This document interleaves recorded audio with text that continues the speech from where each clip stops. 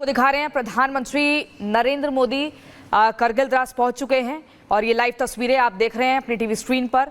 यहाँ पर उन वीर सपूतों को याद किया जा रहा है जिन्होंने अपने प्राणों की आहुति दी 26 जुलाई 1999 में।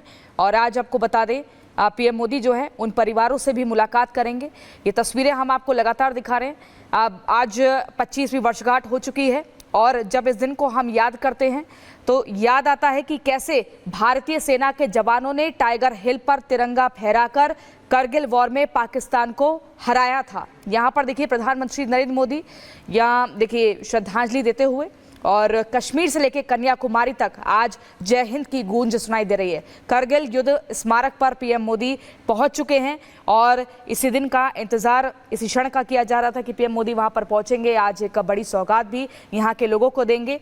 आपको बता दें रजत जयंती कार्यक्रम आज आयोजित किया गया है जिसमें पीएम मोदी शामिल होंगे और पहले देखिए श्रद्धांजलि दे रहे हैं।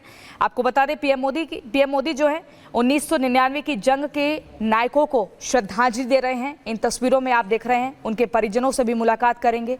द्रास में करगिल विजय दिवस की रजत जयंती के मौके पर 24 से लेकर 26 जुलाई तक कार्यक्रम हो रहे हैं। साथ ही आपको बता दें पीएम मोदी सुबह जो सिलसिलेवार तरीके से पूरा एक शेड्यूल आया था 9:20 का ये समय था और हम देख रहे हैं एकदम टाइम पर ही पीएम मोदी पहुंचे हैं। यहाँ पर करगिल वॉर मेमोरियल में जो कार्यक्रम हो रहा है श्रद्धांजलि उनके द्वारा अर्पित की जा रही है और इसी के साथ तस्वीरें आपको ये भी बेहद खास दिखाते हैं कि देखिए यहाँ पर की जा रही है और जो तो आपको बता दें ये तस्वीरें आपको दिखा रहे हैं जिसमें आप देख सकते हैं प्रधानमंत्री नरेंद्र मोदी पहुंचे हैं द्रास में करगिल युद्ध स्मारक जहां पर शहीदों को नमन कर रहे हैं, श्रद्धांजलि अर्पित कर रहे हैं। और 1999 की अगर बात करें तो उनके द्वारा दी जा रही है। इसके पहले सीडीएस, आर्मी चीफ, वायुसेना चीफ, थल सेना चीफ के अलावा सभी के द्वारा यहाँ पर श्रद्धांजलि अर्पित की गई है और आप प्रधानमंत्री नरेंद्र मोदी यहाँ पर श्रद्धांजलि अर्पित करते हुए नजर आ रहे हैं। इसके बारे में प्रधानमंत्री नरेंद्र मोदी ने जानकारी दी थी। अपने सोशल मीडिया पोस्ट पर जानकारी साझा करते हुए प्रधानमंत्री ने लिखा था कि वो आज पहुंचेंगे कारगिल में, वीर सपूतों को श्रद्धांजलि भी अर्पित करेंगे और इसी के साथ लेह लद्दाख के विकास पर भी पूरी तरीके से ध्यान दिया जा रहा है और इसके लिए भी जो शिलान्यास है वो यहीं से किया जाएगा, एक टनल का, जिसके लिए प्रधानमंत्री यहीं से वो वर्चुअल शिलान्यास भी करने वाले हैं। और अभी आपको ये तस्वीरें हम कारगिल विजय दिवस की दिखा रहे हैं क्योंकि ये 25वां साल है, ऐसे में बेहद खास हो जाता है। वीर बलिदानियों को प्रधानमंत्री श्रद्धांजलि देने के साथ साथ हो सकता है कि उनके जो परिजन हैं उन लोगों से भी मुलाकात करें। 1999 के जो शहीद थे उनसे भी प्रधानमंत्री नरेंद्र मोदी मुलाकात कर सकते हैं। प्रधानमंत्री 25वें कारगिल विजय दिवस के अवसर पर कारगिल में ही मौजूद हैं और सर्वोच्च बलिदान देने वाले बहादुरों को श्रद्धांजलि उनके द्वारा अर्पित की जा रही है। करीब 9:30 बजे प्रधानमंत्री पहुंचे हैं कारगिल युद्ध स्मारक बहादुरों को श्रद्धांजलि देने के लिए और इसी के साथ प्रधानमंत्री मोदी शिंकुला सुरंग परियोजना का भी शुभारंभ करने वाले हैं, जिसके लिए प्रधानमंत्री ने अपने सोशल मीडिया एक्स पर जानकारी भी साझा की थी कि 26 जुलाई का दिन हर भारतीय के लिए बेहद खास है और हम 25वां कारगिल विजय दिवस मनाएंगे। ये उन सभी को श्रद्धांजलि देने का दिन है जो हमारे राष्ट्र की रक्षा करते हैं और कारगिल युद्ध स्मारक पर जाऊँगा, हमारे बहादुर नायकों को श्रद्धांजलि अर्पित करूँगा और श्रद्धांजलि प्रधानमंत्री के द्वारा यहाँ पर दी गई है। और इसी के साथ शिंकुला सुरंग परियोजना पर भी काम को लेकर के प्रधानमंत्री के द्वारा जानकारी दी थी कि वर्चुअल जो शुभारंभ है वो यहाँ से उनके द्वारा किया जाएगा ताकि लेह से कनेक्टिविटी को बेहतर बनाया जा सके। और ये टनल भी कई मायनों में अहम होने वाली है क्योंकि टनल सीमा तक रसद पहुँचाने का तीसरा और सबसे सुरक्षित विकल्प होगी। क्योंकि देखिए 1999 में यही हुआ था, NH-1 को निशाना बनाया गया था, वो राष्ट्रीय राजमार्ग जो कश्मीर से जुड़ता था और उसे नष्ट करने की ये पूरी योजना थी। ऐसे में अब लगातार विकल्प तलाशे जा रहे हैं कि लेह लद्दाख से किसी भी तरीके से कभी भी हमारा जो संपर्क है वो न टूटने पाए और अब ये तीसरा विकल्प होगा शिंकुला सुरंग का भी। मौजूदा समय की अगर हम बात करें तो लेह लद्दाख के लिए पहला विकल्प जोजिला पास है और इसी के साथ दूसरा विकल्प जो है वो बारालाचा है। जोजिला पास सीधे पाकिस्तानी सीमा क्षेत्र से सटा है, तो जो दूसरा विकल्प है बारालाचा पास वो चीन सीमा से सटा हुआ है। अब तीसरा जो मार्ग बनाया जा रहा है शिंकुला पास का, उसके माध्यम से लेह लद्दाख से कनेक्टिविटी को और बेहतर किया जाएगा। लेकिन यहाँ की तस्वीरें बेहद खास है जहाँ आसमान में वायुसेना के हेलीकॉप्टर की गड़गड़ाहट है, तो वहीं प्रधानमंत्री नरेंद्र मोदी जब सर्वोच्च बलिदानियों को, वीर जवानों को यहाँ पर श्रद्धांजलि अर्पित कर रहे हैं तो उसी के साथ वो भावुक क्षण भी देखने को मिल रहा है कि किस तरीके से 1999 में बिल्कुल। तो ये मीनाक्षी वहां से आप उनकी आवाज सुन रहे थे, वो वहां पर मौजूद हैं, वो बता रही हैं प्रधानमंत्री मोदी सैल्यूट कर रहे हैं इस वक्त, वहां वीर सपूतों को नमन कर रहे हैं। 3.0 के बाद ये पहला दौरा प्रधानमंत्री नरेंद्र मोदी का, और अक्सर प्रधानमंत्री नरेंद्र मोदी सैनिकों के बीच नजर आते हैं। पिछली बार यहीं पर 2022 में उन्होंने दिवाली मनाई थी। मेजर जनरल एसपी सिन्हा भी इस वक्त हमारे साथ जुड़ गए हैं। सर, मैं चाहूंगी ये तस्वीर आप किस तरीके से देख रहे हैं? हम रक्षा के क्षेत्र में आत्मनिर्भर भी बन रहे हैं। मुझे लगता है कि शायद इस बार जो सबसे ज्यादा बजट इस बार डिफेंस को दिया गया है उस पर भी जिक्र होना चाहिए। उन परिस्थिति मतलब गोला बारूद सब कुछ देता है। सेना की रफ्तार, सेना की जो आवाजाही है उसको भी रफ्तार मिलेगी। टनल का जो आपने तो गेम चेंजर, मोबिलाइजेशन ट्रूप्स का मोबिलाइजेशन। सर जो कह रहे हैं गेम चेंजर, सर मैंने इसलिए बजट का जिक्र किया क्योंकि आप देखिए, अगर सेना के मोराल को बढ़ाना हो, प्रधानमंत्री मोदी सेना के जवानों के बीच हर बड़े त्योहार पर नजर आते हैं, चाहे दिवाली हो, होली हो। प्रधानमंत्री मोदी इस तरीके से भी पहुंचते हैं, वीर सपूतों को नमन करने के साथ साथ उनके परिजनों के भी मोराल को बढ़ाते हैं, उनकी भी हौसला अफजाई करते हैं। दूसरी तरफ आत्मनिर्भरता के क्षेत्र में भी हम लगातार आगे बढ़े, सीमा को सुरक्षित रखा जा रहा है और मजबूत किया जा रहा है। हर तरफ से कोशिश यही कि कैसे देश की सीमाओं को और मजबूत किया जा सके, भारतीय सेना के सर्वोच्च साहस को ऊपर रखा जा सके, मतलब कोशिश यही है हर तरफ से। जी हाँ, सुभाष चंद्र बोस ने कहा था, तुम मुझे खून दो मैं तुम्हें आज़ादी दूंगा। हमारी फौज, हमारे वीर जवान ये बोलते हैं ऊपर देखते हुए भारत सरकार से और भारत की जनता से कि आप मुझे हथियार दीजिए, मैं आपको विजय हासिल करके दूंगा। भारत में अब हम तेजस फाइटर विमान बनाने लगे हैं, BrahMos surface to surface missile बनाने लगे हैं। हमने जो Akash air defence system Bharat में बनाया है वो दुनिया के बेहतरीन एयर डिफेंस सिस्टम में से एक है। हमने भारत में प्रचंड अटैक हेलीकॉप्टर बनाया हुआ है।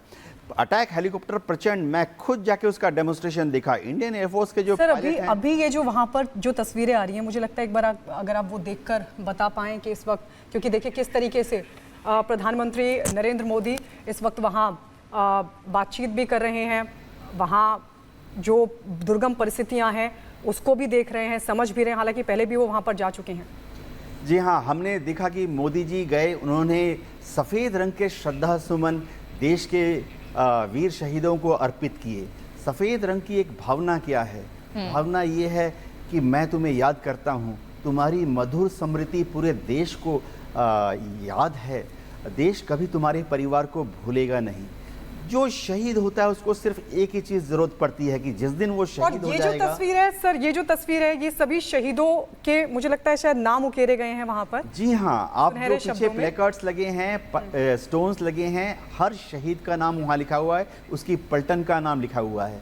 आप देखेंगे कि मोदी जी जाकर वहाँ पर जो वीर सोल्जर्स एंड ऑफिसर्स जिन्होंने पार्टिसिपेट किया था वहाँ उनसे मिल रहे हैं, और आप देखेंगे कितने श्रद्धा भाव से, समर्पित भाव से वो एक वहाँ पर हाथ जोड़कर उन लोगों को याद कर रहे हैं जिन्होंने 527 एयरफोर्स के भी उनमें से 6 थे, 527 उन जवानों को और अफसरों को याद कर रहे हैं जिन्होंने देश के लिए अपने प्राणों को न्यौछावर किया। मोदी जी जी सर, यहाँ पर क्या है, पूरे देश जो है वो इस समारोह को देख रहा है और एसपी सिन्हा सर हैं वो भी कुछ बोलना चाहते हैं, लेकिन सर ये जो समारोह है इस समय मुझे लगता है कि पाकिस्तान भी इस समारोह को देख रहा होगा और याद कर रहा होगा कि किस तरीके से हार का सामना उस समय पाकिस्तान को करना पड़ा था और उसने अपने सैनिकों के शव ले जाने से भी मना कर दिया था। एसपी सिन्हा सर, एकदम जो देश अपने सैनिकों का बलिदान सम्मान नहीं करना चाहता, नहीं कर सकता, धिक्कार है ऐसे देश को। इन लोगों ने क्या कहा था कि पाकिस्तान रेगुलर तो है नहीं, और एक मैं लेफ्टिनेंट पाकिस्तान के लेफ्टिनेंट जनरल शहबाज को कोट करूंगा, उसने कहा कि हमारे रेगुलर ट्रूप्स थे। खाली ये दिखाने के लिए, अपने आप को बचाने के लिए कि रेगुलर ट्रूप्स थे नहीं, पाकिस्तान आर्मी का हाथ नहीं, मुशर्रफ का हाथ नहीं है, उन्होंने रिफ्यूज कर दिया कि हमारे बंदे तो है नहीं। ऐसा डिसग्रेसफुल देश जो सेना का सम्मान नहीं कर सकता, they don't deserve to exist on this mother earth. पहली बात। दूसरी बात, जो मोदी जी इस तरह से विजिट करते हैं इसके कई माने हैं। इसको खाली एक नॉर्मल विजिट मत देखिए, अंतर्राष्ट्रीय स्तर पर संदेश जा रहा है, दुश्मनों को संदेश जा रहा है, सेना को संदेश जा रहा है, देश को संदेश जा रहा है, सेना का मोराल अप हो रहा है। और सबसे बड़ी बात जो यह है कि जो कॉन्फिडेंस सेना का प्रधानमंत्री में बन रहा है, कॉन्फिडेंस, ये बहुत बड़ी बात है। जब आपको पता है कि आप कुछ भी टैक्टिकल ऑपरेशन करेंगे, आपके पीछे प्रधानमंत्री का आशीर्वाद है, तो साहस बढ़ता है। एक और बात, जितना सेना बलिदान करती है, हम सेना में हम लोग की भावना है। देखिए, आप यदि इनकम की बात करें, पैसे की बात करें, तो आप दुकान खोल दीजिए बिहार में, ठीक है, पान का दुकान ज्यादा के बस 30 सेकेंड। सवाल है क्यों फौज में लोग आते हैं? भारत माता की सेवा करने के लिए। तो जब इतना बलिदान करते हैं, लीस्ट वी एक्सपेक्ट कि हमारी बलिदान का सम्मान तो करो, वही प्रधानमंत्री जी कर। बिल्कुल। और यूके देवनाथ जी, आपसे ये भी सवाल लेना चाहेंगे कि जब हम याद करते हैं उन 527 शहीदों को, किस तरीके से उन्होंने अपने प्राणों की आहुति दे दी, उनका नाम भी किस तरीके से उकेरा गया है। पीएम मोदी वो देख रहे थे, इन तस्वीरों में हमने देखा। उस समय का कौन सा ऐसा किस्सा है जिसे कभी भी आज की युवा पीढ़ी को भी भूलना नहीं चाहिए, और जब भी भारत के किसी भी शख्स को वो याद आता है तो एकदम गौरवान्वित महसूस करते हैं? क्योंकि पाकिस्तान तो जब भी इस जंग को याद करेगा उसकी रूह कांपती होगी निश्चित तौर पर। पाकिस्तान डर के मारे तिलमिला गया था। उनको सबसे बड़ा डर ये था कि भारत की फौज जिस जोश खरोश से उनको हमला कर रही है, अगर 26 जुलाई को युद्ध विराम नहीं किया तो शायद हमारी फौज कारगिल की चोटियों को क्रॉस करके पीओके में घुस जाती। मैं आपको बताता हूं कि उस समय की एक बहुत बड़ी बात क्या थी।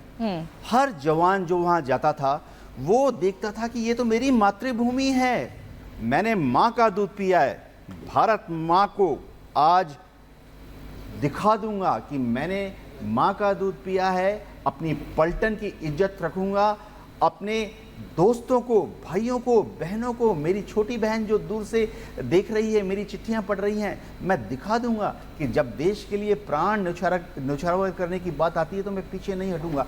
ये पाकिस्तान की बात चल रही थी, मैं बताता हूँ।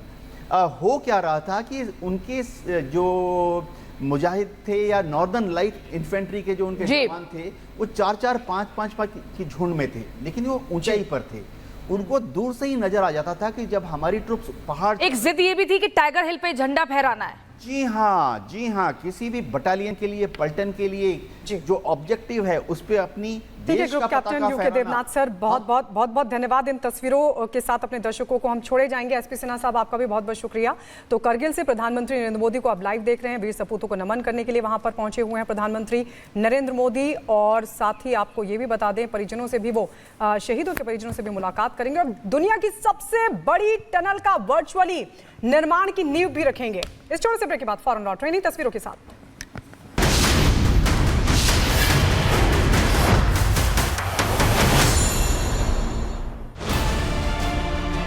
जो चैनल रिपब्लिक मीडिया से मुकाबला नहीं कर सकते, उन लोगों ने परमवीर और वाजे के साथ हाथ मिलाकर हमें चोर कहा। आज वो मीडिया वाले क्या कहेंगे? आज वो कहेंगे कि सब में सबसे बड़े साथी वो थे कि नहीं थे।